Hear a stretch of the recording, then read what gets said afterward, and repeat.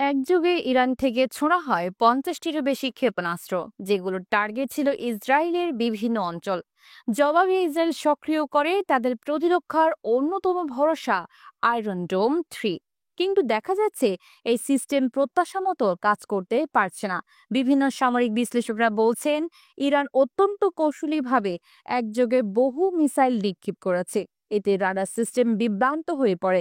একসাথে এত ক্ষেপণাস্ত্র ঠেকানো সম্ভব হয়নি ইসরায়েলের প্রতিরক্ষা প্রযুক্তির পক্ষে। বিশেষজ্ঞদের মতে আয়রন ডোম সিস্টেম স্বল্প পাল্লার রকেট ঠেকাতে সক্ষম হলেও ব্যাপক আকারের একযোগে হামলার জন্য এটি সম্পূর্ণ প্রস্তুত নয়।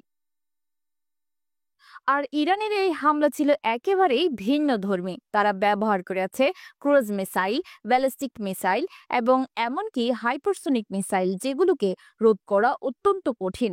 এই হামলা সরাসরি ইসরায়েলের শহরাঞ্চলে আঘাত হানে।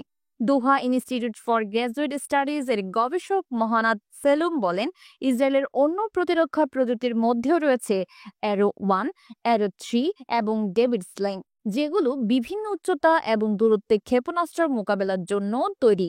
তবে এত সব ব্যবস্থা থাকা সত্ত্বেও ইরানের গত 48 ঘন্টার হামলায় প্রমাণ করে দিয়েছে এগুলোরও সীমাবদ্ধতা আছে।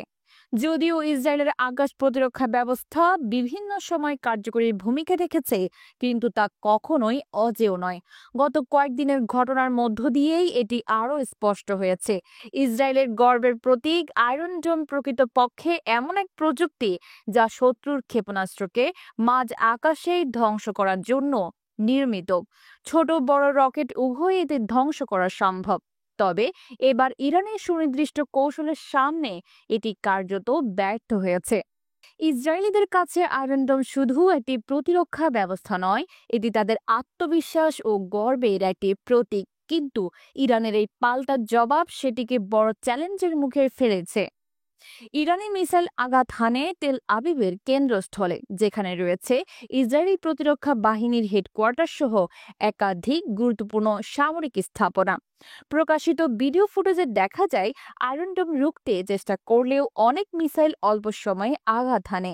শুক্রবার সকালে ইসরায়েল ইরানের সামরিক এবং পারমাণবিক স্থাপনা লক্ষ্য করে পাল্টা হামলা চালায়। এই হামলায় ইরানের কয়েকজন উচ্চপদস্থ সামরিক কর্মকর্তা ও পারমাণবিক বিজ্ঞানী নিহত হন। তৎক্ষণাৎ ইরান জবাব দেয় পাল্টা আঘাতের মাধ্যমে।